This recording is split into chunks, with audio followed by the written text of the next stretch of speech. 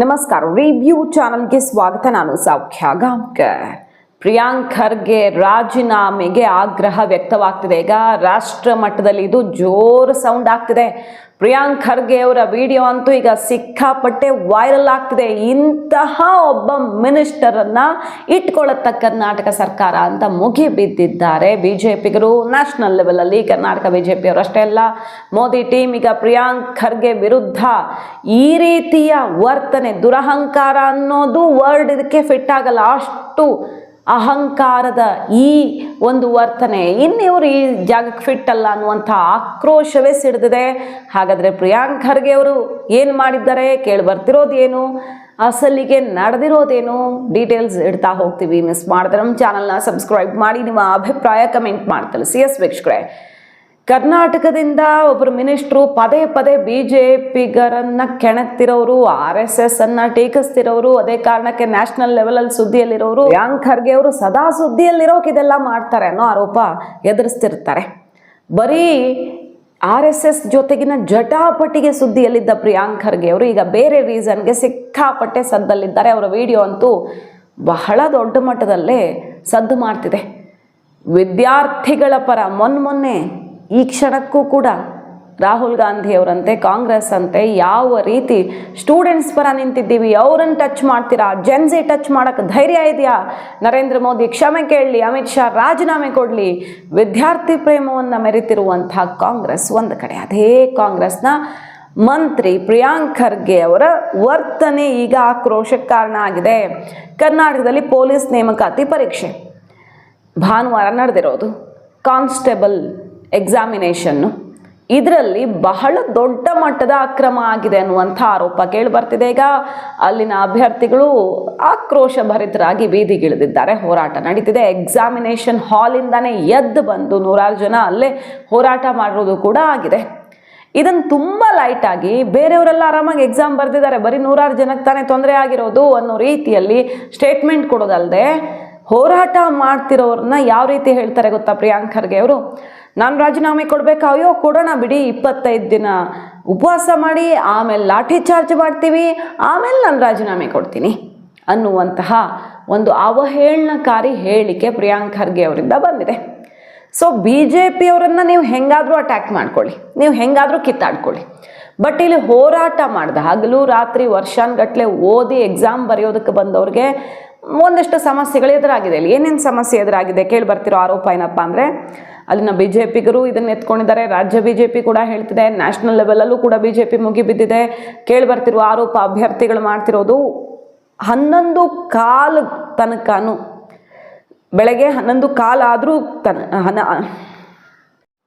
ಬೆಳಗ್ಗೆ ಎಕ್ಸಾಮ್ ಶುರುವಾಗಿ ಅಂದರೆ ಸಮಯದ ಅವಧಿ ಶುರುವಾಗಿ 11:15 ತನಕನೂ ಆಗೋಗಿದೆ. ಅನೇಕ ವಿದ್ಯಾರ್ಥಿಗಳಿಗೆ ಪ್ರಶ್ನೆ ಪತ್ರಿಕೆಯನ್ನು ಕೊಟ್ಟಿಲ್ಲ. ಕೆಲವರು ಕೊಟ್ಟಿದ್ದಾರೆ, ಕೆಲವರು ಕೊಟ್ಟಿಲ್ಲ ಅನ್ನುವಂಥ ಆರೋಪ. OMR ಶೀಟು ಮತ್ತು ಕ್ವೆಶ್ಚನ್ ಪೇಪರ್ ಎರಡೂ ಕೊಟ್ಟಿಲ್ವಂತೆ. ಒಂದೊಂದು ಕಡೆ 15 ನಿಮಿಷ, ಒಂದೊಂದು ಕಡೆ 20 ನಿಮಿಷ, ಒಂದೊಂದು ಕಡೆ 1 ಗಂಟೆ ತನಕನೂ ತಡ ಆಗಿದೆ. ಅದಕ್ಕೆ ಅವರು ಆನ್ಸರ್ ಮಾಡ್ತಾರೆ ಪ್ರಿಯಾಂಕ್ ಖರ್ಗೆ ಅವ್ರು. ಕೇಳಿಸ್ಕೊಳ್ಳಿ, ಎನ್ವಿಲಪ್ಪು ಆ ಕಡೆ ರೂಮ್ದು ಈ ಕಡೆ ರೂಮ್ದು ಆ ಕಡೆ, ಅದೇನೋ ಆಗಿತ್ತು, ಎಲ್ಲ ಮಾಡಿದ್ದೀವಿ, ಬೇರೆ ಎಲ್ಲ ಸರಿ ಮಾಡಿದ್ದೀವಿ, ಇನ್ನೇನು ಮಾಡೋಕ್ಕಾಗತ್ತೆ ಅಂತಾರೆ ಅವರು. ಗೊತ್ತಿಲ್ಲ ಅಲ್ಲಿ ಏನೇನು ಇರ್ರೆಗ್ಯುಲಾರಿಟೀಸ್ ಇತ್ತು ಅನ್ನೋದು ಇನ್ವೆಸ್ಟಿಗೇಷನಲ್ಲಿ, ಮತ್ತು ಅಭ್ಯರ್ಥಿಗಳ ಸ್ಟೇಟ್ಮೆಂಟು ಏನೇನು ಆಗಿದೆ ಅನ್ನೋದು ಇನ್ನಷ್ಟೇ ಕ್ಲಿಯರ್ ಕಟ್ಟಾಗಿ ಹೊರಗಡೆ ಬರಬೇಕು. ಬಟ್ ಲೇಟ್ ಆಗಿದೆ, ಕೊಡೋದಕ್ಕೇ ಲೇಟ್ ಆಗಿಬಿಟ್ಟಿದೆ ಅನ್ನೋದು ಅಭ್ಯರ್ಥಿಗಳಿಗೆ ಆಕ್ರೋಶಕ್ಕೆ ಕಾರಣ ಆಗಿರೋದು. ಸರ್, ಅರ್ಧ ಗಂಟೆ ಪ್ರಶ್ನೆ ಪತ್ರಿಕೆ ಲೇಟ್ ಆಗಿ ಕೊಟ್ಟರು ಅನ್ನುವಂತ ಆರೋಪ ಬಂದಿದೆ. ಇದು ವಾಟ್ ಇಲ್ಲ ನೋಡಿ, ಕೆಲವು ಕಡೆ ಏನಾಗಿದೆ, ನಿಮ್ಮ ಎನ್ವಲಪ್ ಏನಿದೆ ಅದ್ರಲ್ಲಿ ಬದಲಾಗಿದೆ. ಪಕ್ಕದ ರೂಮಿಗೆ ಹೋಗೋದು ಬಿಟ್ಟು ಈ ರೂಮಿಗೆ ಸಹಜವಾಗಿದೆ. ಇದನ್ನ ನಾನು ಕೂಡ ತಮ್ಮ ಗಮನಕ್ಕೆ ತಂದಿದ್ದೆ. ಯಾವ್ಯಾವ ಅಂಶಗಳನ್ನ ನಾವು ಪರಿಗಣಿಸ್ತಾ ಇದೀವಿ, ಪರಿಶೀಲನೆ ಮಾಡ್ತಾ ಇದೀವಿ, ಅವೆಲ್ಲಾನು ಕೂಡ ಹೌದು, ಎಲ್ಲಾನು 100% ಸರಿಯಾಗಿ ನಡೀತದೆ ಅಂತಿಲ್ಲ. But we have taken every step.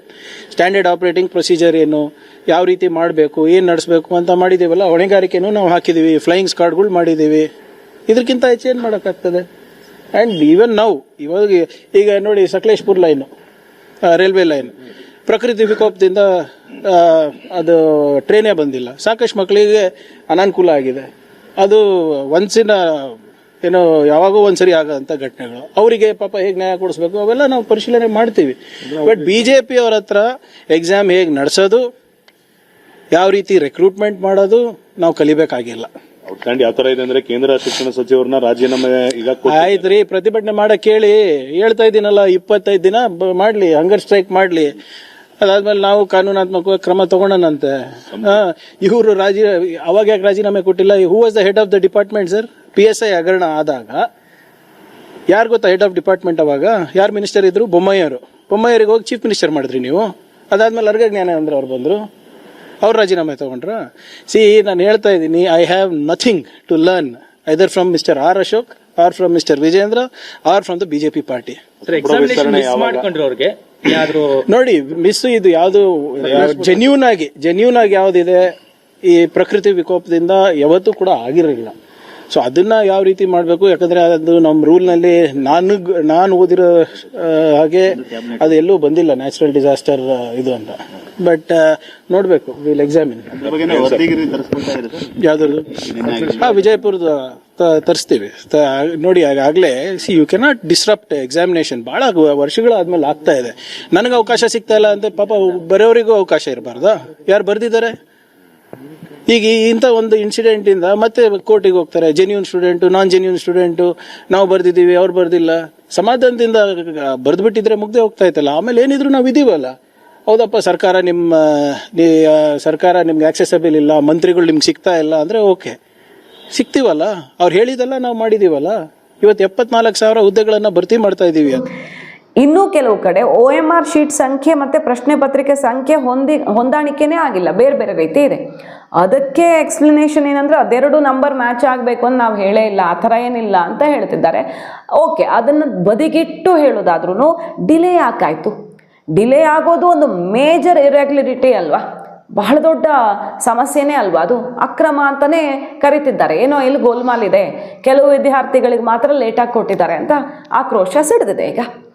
So ಅಲ್ಲಿ ಹೋರಾಟ ಮಾಡೋದಕ್ಕೆ ಎಕ್ಸಾಮಿನೇಷನ್ ಹಾಲ್ ಬಿಟ್ಟು ಹೋಗ್ತಾರೆ, ಒಂದ್ಸಲ ಹೋದ್ಮೇಲೆ ಮತ್ತೆ ಪ್ರವೇಶ ಇಲ್ವಲ್ಲ, ಸೊ ಅವ್ರ ಭವಿಷ್ಯ ಹಾಳಾಯಿತು. ಲಾಠಿ ಚಾರ್ಜ್ ಬೇರೆ ನಡೆದಿದೆ ಅಂತ BJP ಈಗ ಮುಗಿಬಿದ್ದಿದೆ. ಯಾರು ಅಭ್ಯರ್ಥಿಗಳಿದ್ರು, ಪರೀಕ್ಷಾರ್ಥಿಗಳಿದ್ರು, ಅವರು ಅಲ್ಲಿ ಪ್ರೊಟೆಸ್ಟ್ ಮಾಡ್ತಾರೆ, ಪೊಲೀಸರು ಬಲವಂತವಾಗಿ ಅವ್ರನ್ನ ಎಳ್ಕೊಂಡು ಹೋಗ್ತಾರೆ ಅಂತ ವಿಡಿಯೋ ತೋರಿಸಿ ಮುಗಿಬಿದ್ದಿದ್ದಾರೆ BJPಗರು.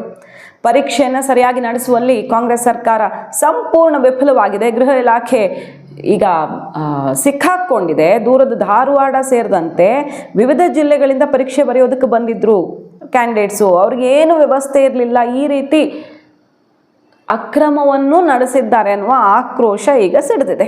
ಒಂದೊಂದು ಕಡೆಗೆ ಒಂದೊಂದು ಥರ ಆಗಿದೆ ಅಂತ ಸಮಸ್ಯೆಯನ್ನು ಅಧಿಕಾರಿಗಳ ಗಮನಕ್ಕೆ ತಂದಿದ್ದಾರಂತೆ ಫಸ್ಟು, ಆದರೂ ಸ್ಪಂದಿಸಿಲ್ಲ. ಸುಮಾರು 300ಕ್ಕೂ ಹೆಚ್ಚು ವಿದ್ಯಾರ್ಥಿಗಳು ಪರೀಕ್ಷಾ ಕೇಂದ್ರದ ಹೊರಗಡೆನೇ ಉಳಿಯುವಂತಾಯಿತು ಅನ್ನುವಂಥದ್ದು ಕೂಡ ಈಗ ಕೇಳಿ ಬರ್ತಿದೆ. ಸೊ ಪರಿಸ್ಥಿತಿ ಸಮಾಧಾನ ಮಾಡೋದಕ್ಕೆ ಪೊಲೀಸರು ಲಾಠಿ ಚಾರ್ಜ್ ಕೂಡ ಮಾಡಿದ್ದಾರೆ, ಬಲವಂತವಾಗಿ ಕರೆದೊಯ್ದಿದ್ದಾರೆ ಅಭ್ಯರ್ಥಿಗಳನ್ನು, ಪರೀಕ್ಷಾರ್ಥಿಗಳನ್ನು ಅನ್ನುವಂಥ ಆಕ್ರೋಶ ಈಗ ಸಿಡಿದಿರೋದು.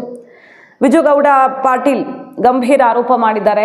BJPಗರು ಅಲ್ಲಿ ಸ್ಥಳದಲ್ಲಿ ಏನೇನಾಯಿತು ಅಂತ ಎಕ್ಸ್ಪ್ಲೇನ್ ಮಾಡ್ತಾ ಇದ್ದಾರೆ. ಉಸ್ತುವಾರಿ ಸಚಿವರು, ಮುಖ್ಯಮಂತ್ರಿ ಮತ್ತು ಶಿಕ್ಷಣ ಸಚಿವರು, ಗೃಹ ಸಚಿವರು ಎಲ್ಲ ಇದರ ನೈತಿಕ ಹೊಣೆಯನ್ನು ಹೊರಬೇಕು. ಇಂತಹ ವೈಫಲ್ಯ ಆದರೆ ಬೇರೆ ರಾಜ್ಯಗಳಲ್ಲಿ ತಲೆದಂಡ ಆಗತ್ತೆ, ಇಲ್ಲಿ ಯಾಕೆ ಆಗಲ್ಲ ಅನ್ನುವಂಥ ಪ್ರಶ್ನೆ ಈಗ ಎದ್ದಿದೆ. ಸೊ ಅಧಿಕಾರಿಗಳ ನಿರ್ಲಕ್ಷ್ಯ, ಪರೀಕ್ಷಾ ವ್ಯವಸ್ಥೆಯ ವೈಫಲ್ಯದಿಂದ ಇವತ್ತು ಇಷ್ಟು ಜನರ ಭವಿಷ್ಯಕ್ಕೆ ಕುತ್ತು ಬಂದಿದೆ. ಇದನ್ನು ಗಂಭೀರವಾಗಿ ಪರಿಗಣಿಸಬೇಕು ಅನ್ನುವಂಥ ಆಗ್ರಹ ಕೇಳಿ ಬಂದಿದೆ. ನೋಡಿ, ಸುಮಾರು ಕಡೆಗಳಲ್ಲಿ ರಿಪೋರ್ಟ್ಸ್ ಬರ್ತಿರೋ ಪ್ರಕಾರ 1 ಗಂಟೆ ತಡವಾಗೂ ಶುರುವಾಗಿದೆ. ಈಗ MLC ರವಿಕುಮಾರ್ ಅವರು BJPಗರೆಲ್ಲ ಸೇರಿಕೊಂಡು ತಕ್ಷಣ ರಾಜೀನಾಮೆ ಆಗಲೇಬೇಕು ಈ ಕೇಸಲ್ಲಿ ಅಂತ ಆಗ್ರಹಿಸ್ತಿದ್ದಾರೆ. ಈಗ ಅಲ್ಲಿ ಧರ್ಮೇಂದ್ರ ಪ್ರಧಾನ್ ರಾಜೀನಾಮೆ ಆಯಿತು, ಎಷ್ಟು ದೊಡ್ಡ ಹೋರಾಟ ಆಯಿತು. ಅದು ಒಂದು ಎಕ್ಸಾಮು, ಇದು ಒಂದು ಎಕ್ಸಾಮು. ಅಲ್ಲೂ ವಿದ್ಯಾರ್ಥಿಗಳ ಭವಿಷ್ಯ, ಇಲ್ಲೂ ಕೂಡ ಅದೇ ರೀತಿಯಲ್ಲಿ ಅಭ್ಯರ್ಥಿಗಳ ಭವಿಷ್ಯನೇ ಅಡಗಿದ್ದು. ಅಲ್ಲಿ ಎಷ್ಟು ಪ್ರಿಪ್ರೇಷನ್ ಮಾಡಿಕೊಂಡು ಹಗಲು ರಾತ್ರಿ ಓದ್ದವರು ತಾನೇ ಭವಿಷ್ಯ ಅಡಗಿದ್ದು. ಮತ್ತ್ಯಾಕೆ ಈಗ ಕ್ರಮ ಇಲ್ಲ ಅನ್ನುವಂಥ ಆಕ್ರೋಶ ಸಿಡಿದಿರೋ ಹೊತ್ತಲ್ಲೇ ಪ್ರಿಯಾಂಕ್ ಖರ್ಗೆಯವರ ಈ ಅವಹೇಳನಕಾರಿ ಹೇಳಿಕೆ ಒಂದು ರೀತಿಯಲ್ಲಿ ವಿದ್ಯಾರ್ಥಿಗಳನ್ನೇ ಅವಹೇಳನ ಮಾಡುವಂಥ ಮಾತುಗಳನ್ನು ಆಡೋದು ಎಷ್ಟು ಸರಿ? ಇವರ ವಿದ್ಯಾರ್ಥಿ ವಿರೋಧಿ ಮನೋಭಾವ ನೋಡಿ ಈಗ ಅಂತ ಸಿಡ್ತಿರೋದು ಆಕ್ರೋಶ. BJPಗರು ಮತ್ತು ಪರೀಕ್ಷಾರ್ಥಿಗಳು ಆಕ್ರೋಶ ವ್ಯಕ್ತಪಡಿಸ್ತಿದ್ದಾರೆ. ಅಂದರೆ ನೀವು ಫಸ್ಟು ಪ್ರೊಟೆಸ್ಟ್ ಶುರು ಮಾಡಿ, ಉಪವಾಸ ಮಾಡಿ, ಆಮೇಲೆ 25 ದಿನ ಆಗಲಿ, ಆಮೇಲೆ ಲಾಠಿ ಚಾರ್ಜ್ ಮಾಡ್ತೀವಿ, ಆಮೇಲೆ ನಾನು ರಾಜೀನಾಮೆ ಕೊಡ್ತೀನಿ ಅಂತ ತಮಾಷೆಯಾಗಿ ಇಷ್ಟು ಜವಾಬ್ದಾರಿಯುತ ಸ್ಥಾನದಲ್ಲಿರುವಂಥ ಮಂತ್ರಿ ಮಾತಾಡೋಕೆ ಸಾಧ್ಯವಾ ಅನ್ನುವ ಆಕ್ರೋಶ ಈಗ ಸಿಡಿದಿದೆ.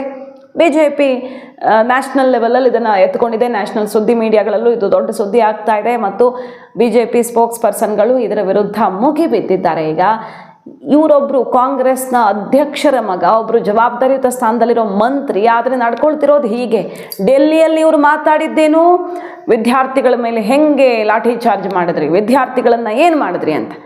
ಕಡೆಗೆ ಇಲ್ಲಿ ಮಾಡ್ತಿರೋದೇನು, ವಿದ್ಯಾರ್ಥಿಗಳು ಪ್ರೊಟೆಸ್ಟೇ ಮಾಡಬಾರ್ದು, ಮಾಡೋದಾದರೆ ಹಂಗರ್ ಸ್ಟ್ರೈಕ್ಗೆ ಹೋಗಿ ಆಮೇಲೆ ನಾನು ರಾಜೀನಾಮೆ ಕೊಡ್ತೀನಿ ಅನ್ನುವಂಥ ಉದ್ದಟತನದ ಹೇಳಿಕೆ, ಶೋಭೆ ತರತ್ತ ಅನ್ನುವ ಆಕ್ರೋಶ ಈಗ ಸಿಡಿದಿದೆ ರಾಜ್ಯದಲ್ಲಿ ಮತ್ತು ರಾಷ್ಟ್ರ ಮಟ್ಟದಲ್ಲಿ. ಇದು ಸಿಕ್ಕಾಪಟ್ಟೆ ಸೌಂಡ್ ಮಾಡ್ತಿದೆ. ಸೊ ಕಾಂಗ್ರೆಸ್ಗೆ ಯಾವ ನೈತಿಕತೆ ಇದೆ ಈ ಪ್ರಶ್ನೆ ಕೇಳೋದಕ್ಕೆ? ಮೋದಿ ಸರ್ಕಾರದ ವಿರುದ್ಧ ಎಕ್ಸಾಮಿನೇಷನ್ ಸ್ಕ್ಯಾಮು ಅಂತ ಹೋರಾಟ ಮಾಡೋದಕ್ಕೆ ಯಾವ ನೈತಿಕತೆ ಇದೆ? ಅಲ್ಲಿ ನೋಡಿದ್ರೆ ಜಾರ್ಖಂಡಲ್ಲಿ ವಾರಗಟ್ಟಲೆ ಆಗ್ತಾ ಬಂತು, ಅಲ್ಲಿ ಉಪವಾಸ ಮಾಡ್ತಿದ್ದಾರೆ, ಅಲ್ಲಿ ಟೆಂಟ್ ಹಾಕೋಕ್ಕೂ ಬಿಡ್ತಿಲ್ಲ.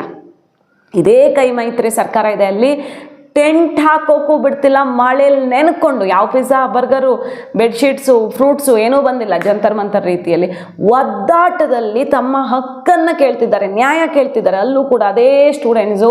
ಬಟ್ ಅವ್ರ ಕಡೆಗೆ ಯಾರೂ ಒಂದು ಚೂರೂ ಕೂಡ ಮರುಗೋರು ಇಲ್ಲ, ಮಾತಾಡೋರು ಇಲ್ಲ. ನಿಜವಾದ ಹೋರಾಟಕ್ಕೆ ಹಾಗಾದರೆ ಏನು ಪ್ರತಿಫಲ ಇಲ್ಲ, ಬದಲಾಗಿ ಶಿಕ್ಷೆ, ಪೊಲೀಸರ ಕ್ರಮ ಆಗ್ತಿದೆ ಅಲ್ಲಿ. ಸೊ ಯಾವ ಬಾಯಲ್ಲಿ ಕೇಳ್ತಿದೆ ಕಾಂಗ್ರೆಸ್ಸು? BJP ಸರ್ಕಾರದ ವಿರುದ್ಧ ಯಾವ ಬಾಯಲ್ಲಿ ಸ್ಟೂಡೆಂಟ್ಸ್ ಅನ್ಯಾಯಕ್ಕೊಳಗಾಗಿದ್ದಾರೆ ಮೋದಿಯಿಂದ ಅಂತ ಹೇಳ್ತಾ ಇದೆ ಅನ್ನೋದೇ ಈಗ ಆಶ್ಚರ್ಯಕ್ಕೆ ಕಾರಣ ಆಗಿರೋದು. ಕಾದ್ ನೋಡೋಣ. ಈಗ ಪ್ರಿಯಾಂಕ್ ಖರ್ಗೆ ರಾಜೀನಾಮೆಗೆ ಭಾರಿ ಒತ್ತಡ ಸೃಷ್ಟಿಯಾಗ್ತಿರೋದು. ಮಾಹಿತಿ ಇಷ್ಟ ಆಗಿದ್ರೆ ಮಿಸ್ ಮಾಡಿದ್ರೆ ನಮ್ಮ ಚಾನಲ್ನ ಸಬ್ಸ್ಕ್ರೈಬ್ ಮಾಡಿ, ನಿಮ್ಮ ಅಭಿಪ್ರಾಯ ಕಮೆಂಟ್ ಮಾಡಿ ತಿಳಿಸಿ. Thank you.